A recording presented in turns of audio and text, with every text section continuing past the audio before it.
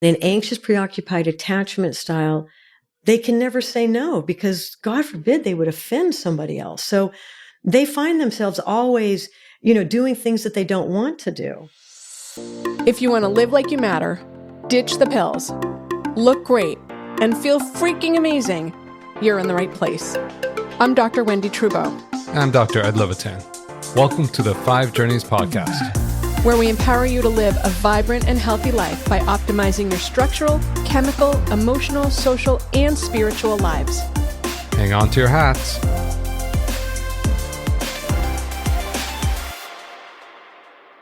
Ever wonder why you struggle in your relationships? How does attachment play a role in this?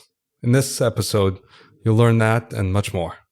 We have another exciting guest today, Paula Sachs, LICSW, who holds a master's in clinical social work from Simmons College. She sat on the Massachusetts Licensure Board for Social Workers appointed by Duval Patrick for 6 years. She's the co-author of Attachment Disturbances in Adults, Treatment for Comprehensive Repair, and has 2 upcoming books on attachment, one for new parents and one for children. Today, we're going to talk about attachment, the disorders that can occur, and how this plays out in your relationships. We're also going to discuss ways of identifying and improving your attachment style. So, Paula, I know you're an attachment specialist. Let's start with what actually is attachment, because before you, I actually never heard of what that was. Excellent question. And let me just say, a lot of people don't know what attachment is. I hear a lot of things like, what is attachment parenting? What is attachment? Attachment is a style. Everybody has an attachment style, and it is set basic at the time of your relationship with your first primary caregiver, usually the mother, father, or who spends most time with the child. And attachment is a way you are in relationships. That's what attachment is. So for instance, in the early 80s, there were 3 styles of attachment. There was secure attachment, which means that a baby with the relationship with the mother had a certain set of characteristics. And the characteristics where they were able to easily be soothed. If the mother left the room, they could protest. There was a relationship that goes on. Mm-hmm. Attachment is formed in a relationship. Mm-hmm. Then there was another type of attachment which was called an anxious, preoccupied attachment.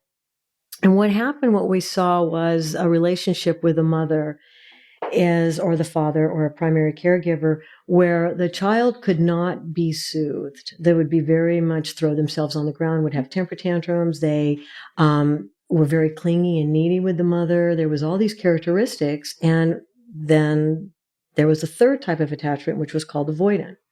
And what we saw at this time in the relationship is we saw that the child would do toys and not relationships. So let's say the mother would put the child in a room and the child would play with toys and didn't really care if a stranger was in the room or the mother left the room, or they were just very content and they only did toys. And then in about 1988, Mary Main took about 15% of these videos. At the time it was VHS. Okay. She took them and she said, and the reason why is because we had about 15% where you could not identify an A, B, C, or baby. It was like, A was, anxious, preoccupied. The B baby was secure and the C baby was avoidant. But 15% of these tapes had the double insecurity. They had what we call warring strategies right now. And that was called, she labeled that disorganized attachment. So basically since 1988, we've had the 4th category, which is disorganized attachment. And that is where a person exhibits both dismissing qualities and anxious preoccupied. And what that looked like in a baby was the mother would leave the room and the child would run to the mother and be angry, but also pull away simultaneously because the mother was the frightening object. So the mother needed the baby more than anything, which is the anxious preoccupied style. When the mother picked up the child would pull back. All right. Now, when that child grows up into adulthood with this warring strategy, this is where you go into personality disorders. And this is where people go into that, I hate you, don't leave me. behavior that we all know. It goes into a lot of the kind of very disorganized patterns where 1 minute they love you and in a split second they hate you. All right. So this is when you go into really into the more disturbing, let's say, pathology here, because internally that person is conflicted. And in order to treat that, it's a little bit more of a process than just, let's say, the single disturbance of an anxious, preoccupied, or an avoidant. So this is how the child bonded to the parent, theoretically, or the primary caregiver, whoever, the grandmother, and whether they were bonded or attached in a way that was healthy or less healthy. Absolutely. And so the reason why I'm talking about that right now is early attachment, because attachment is set in the first 12 to 18 months of life. So if a child, let's say, is an anxious, preoccupied style, and I'm talking about the clingy, won't leave the mother alone, angry, etc., they grow up with that attachment style and they start manifesting these behaviors as adults. And that's what you're going to find anytime that a person gets into a relationship with another person. Your attachment style will come out in relationships, not necessarily when you're by yourself. So for instance, if you have the avoidant child, they grow up and they start manifesting characteristics as an adult, but they don't really connect with other people. They tend to be aloof. They tend to stay by themselves. They are hard to read. So even though it's set in an early time in life, it stays with you. And what I find as an attachment specialist, because I only treat adults, is I have to wait for people to go through 18 years of life before they become an adult. And then we start working on these attachment disturbances, and they're called disturbances. So what does that look like? What that looks like is usually, all right, let's just take a case example. Yeah. Someone comes into my office and they said, I can't seem to have relationships. I'm always with guys and they break up with me. Let's say a young girl in their, let's say, late 20s, early 30s. And they're like, I don't understand this. I really like this guy.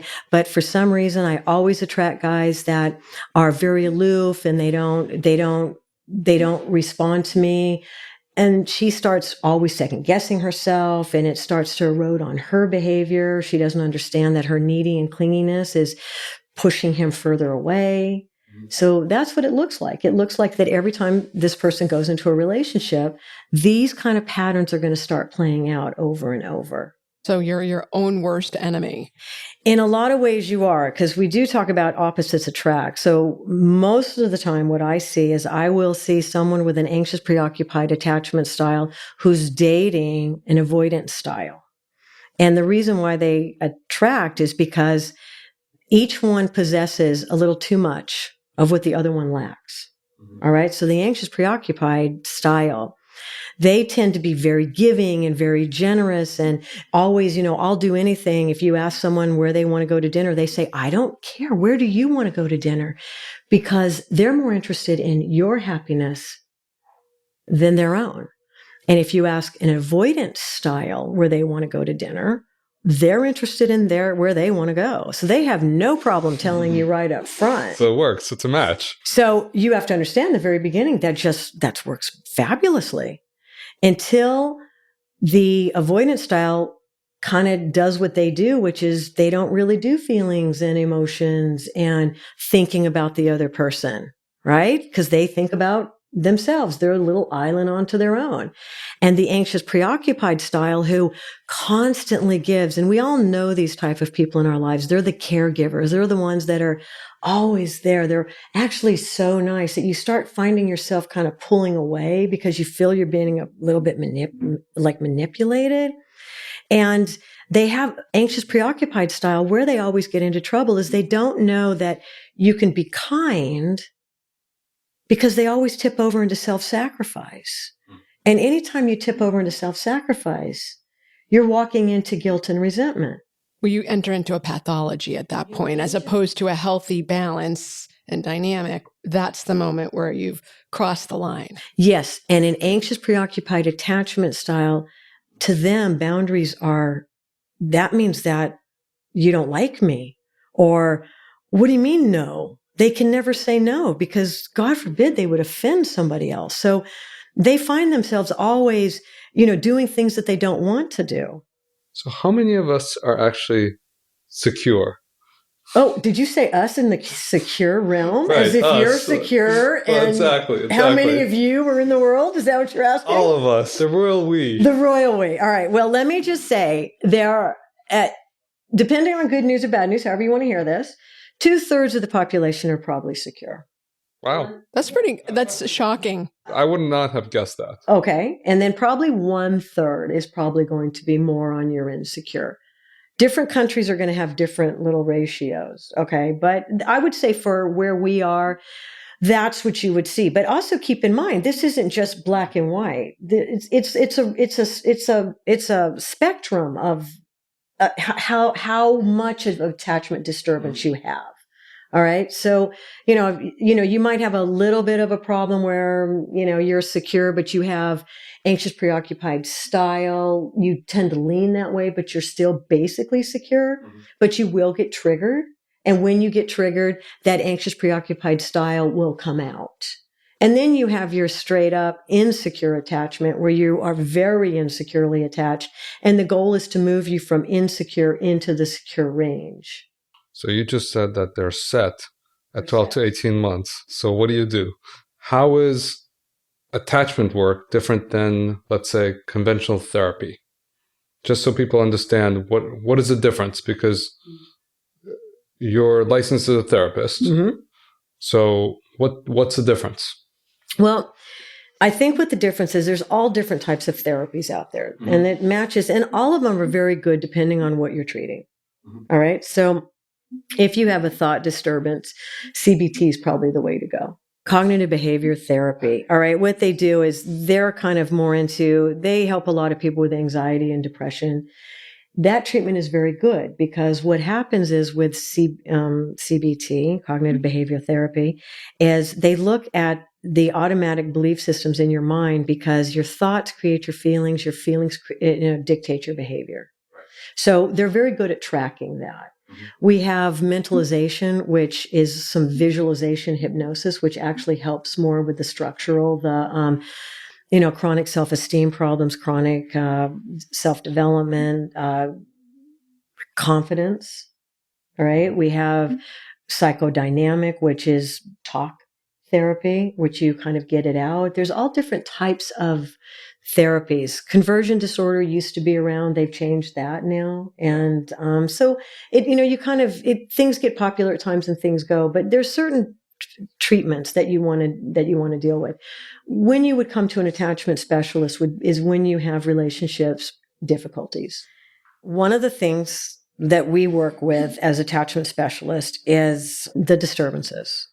And what we want to do is we want to go in and we want to find out how this person was created, early days. And we do this through a psychological tool, which is 20 questions.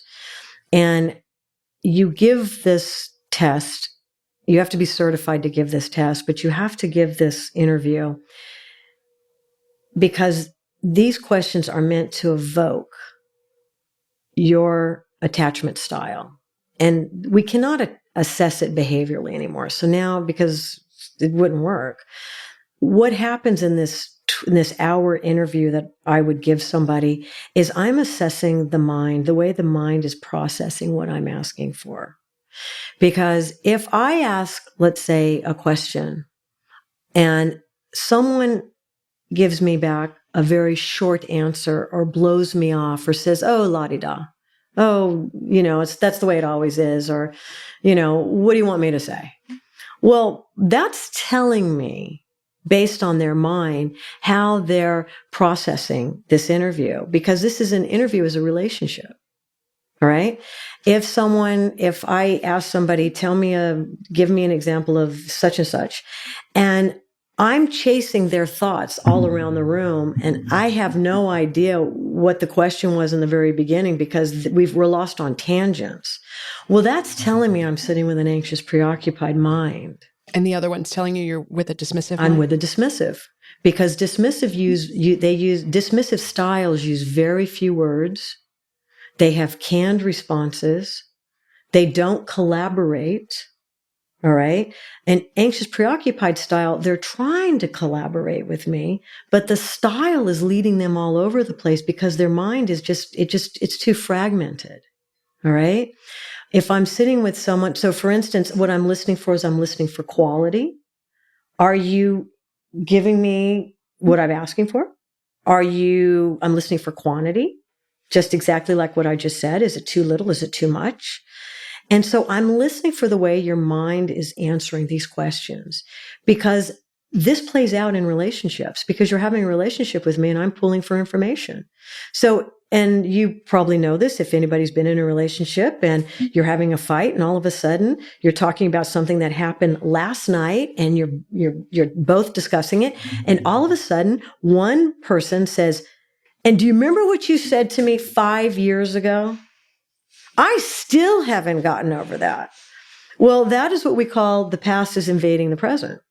So that means that mind is no longer in the present. It has actually gone into the past. All right. This plays out daily. So as an attachment specialist, I go in and I listen for those things and I redirect. Part of it, it's a lot easier when you don't have, let's say, that dual warring strategy of anxious, preoccupied, and avoidant styles in one.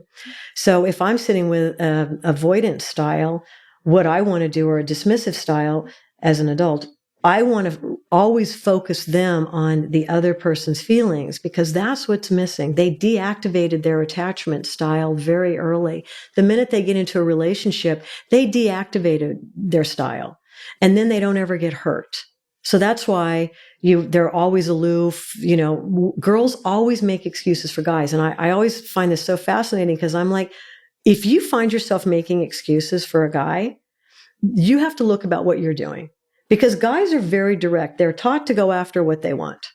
So you don't have to make excuses for guys. But then if you start hearing yourself making excuses for guys, then you have to take a look at the way your mind is operating because your mind is overly involved in his emotional state and you're trying to figure it out. So it's really about relationships. It has to be what's created in relationships and it manifests in relationships. But when I talk about relationships, I'm not just talking about a romantic relationship.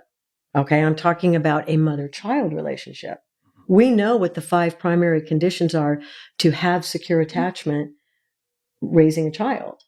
Which are, all right. Well, the first one is, now keep in mind when I say these things, the child must experience this. It's important that the child experiences this. The first one is safety and protection. So it's not enough just to have a car seat in your car and have gates up and make sure that the plugs are in that. That is what we think as adults protection is. But the child must feel it internally inside, which means that when they're scared, the parent needs to be really attuned to what's going on with that child, that they comfort that child because the child has no way of talking about this. The second one is being seen and known, and that they all kind of piggyback on each other. But the second one, being seen and known, is when a child has one cry, has multiple needs, but it has one cry. So you hear the mother say, "I heard a child crying at the mall. I know that's my child. I know that cry." Do you know what I'm saying? That's being seen and known. That child cries. The mother goes, "Well, I know the child's been fed. I know that, I've changed his diaper. He must be tired." They're able to really tune in to find out what that child is communicating with them. When there's misattunement, let's say like the mother is depressed, she's, has postpartum depression. She's not doing the eye contact. She's not reading those cues. The child will not feel seen and known. Then the third one is soothing and comforting and reassuring. All right. So this is when the child gets maybe just a little bit older, but it starts at the infant stage. And that is when the child is frustrated and upset that the mother and the father or the primary caregiver can sit with that child and tolerate the child's frustrations as well. All right. And really soothe the child and reassure the child that everything's going to be okay. Now, the more that a parent does this, the more internalized that parent becomes to the child, and they will learn to do that themselves. For instance, it's appropriate for a 15-month-old, an 18-month-old who doesn't have the verbal skills to say what they want, to throw themselves on the ground and have a temper tantrum because they're so frustrated inside. right? And so the parent will soothe them and the child will feel it. Now, where you see disturbances is you see when a 55-year-old woman throws herself on the ground. That's not appropriate. But that's where the internal soothing is lacked. And you see that in a lot of disturbances. The fourth one, which is my absolute favorite, it's called expressed delights. This is where you, as a parent, find the joys in parenthood and not the chores of parenthood. This is where your child, you rejoice in the being of the child, not what the child does, but who the child is at all times. And you do this, what I have termed love raise, where the parent sits and just loves with a loving face at the child, where the child experiences that feeling of being so loved because they see it as a mirror on their parent's face. It is so important. And this comes about because when a baby is born, and for all of us that are parents, we know that moment that child that we've anticipated, we've waited for 9 months is put in our arms and we fall in love. I mean, I have goosebumps even just saying it. We don't love this child. We fall in love. We can't stop staring. Everything that child does is it's just the cutest thing in the world. We're in love. And we look at that child in this in love state. We need to be doing that more because everybody wants to be looked at that way. We go into a restaurant and we see honeymooners and they have that in love feeling. Well, we should be doing that across the board because that's when you feel this feeling valued and feeling special. And that's so key for a child. And then the fifth one is wanting the best for the child. And that's where you don't have an agenda for your child. You support the child. You are there for the child. And the child internally knows that. Now, whether you do that with your child to put in secure attachment with your child, with your newborn, or whether you come into a relationship and you use those 5 primary functions of a secure relationship in your romantic relationship or in your dating or in your relationship at work, these are across the board important for securely attached people, relationships, and this is what we want. For our listeners, do you have any sort of like top 3 things that you could give them to say, if you're looking at functional relationships and being healthy, here are the top 3 things I would say you should do. Do you have anything like that? Yes. I'm going to say it up front. And I talked a little bit about it. There's this thing called love rays. Love rays, like the rays of sun. Relationships it doesn't matter if you go to Starbucks and you get coffee. It doesn't matter if you speak to your waiter. Anytime you come in with a relationship, a dyad, 2 people, it is a relationship. And if you look at somebody with loving eyes, with a beautiful expression on your face of just kindness, you will see how other people respond back. All right? Because that's what you want to do. You want to give people that. You will see a change because it's a felt sense of feeling valued. And everybody wants to feel valued. So that one is one thing that I would do. Another pearl of wisdom that I love is life is perspective.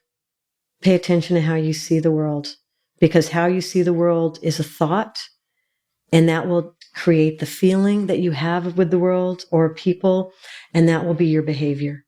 So I would say that one. And then I would also say, which is the word no is not a bad thing. No means I love you. And keep that in mind. So those are my 3 pearls of wisdom. It's wonderful. Thank you so much. Thank you so much for having me. It's been a pleasure. Inspire and empower someone else by leaving a 5-star review, So they can transform their lives too.